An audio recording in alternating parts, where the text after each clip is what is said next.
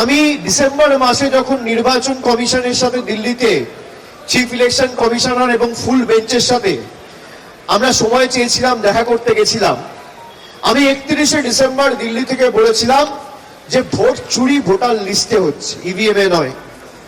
তার কারণ ইভিএম যখন যারা নির্বাচন করায় ফার্স্ট লেভেল চেকিং থেকে ইভিএম র্যান্ডামাইজেশন মক পোলিং 3 বার ইভিএম চেক করার সুযোগ আপনি পাবেন। কিন্তু এই যে ভোটার লিস্টে চুরি হচ্ছে,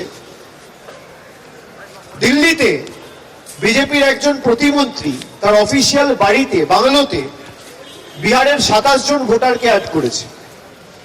এখানে যদি আপনি নির্বাচন অবৈধভাবে, বাংলার পুরো ডেমোগ্রাফি চেঞ্জ করে দিতে চাইছে দেশের নির্বাচন কমিশন এবং অমিত শাহ। এই যে এরা এসে বলে মমতাদি বাংলার ডেমোগ্রাফি চেঞ্জ করে দিয়েছে। আজকে 6 মাস ধরে এসআইআর এ কাজ হয়েছে, কজন বাংলাদেশিকে এরা ডিটেক্ট করেছে বা কজন রোহিঙ্গার নাম বাংলার ভোটার লিস্টে ছিল, একটা সদুত্তর সিইওর অফিসও দিতে পারেনি, আর জ্ঞানেশ কুমার নির্বাচন কমিশনও দিতে পারেনি, দিল্লির কোনো নেতারা দিতে পারেনি, বিজেপির কোনো নেতা।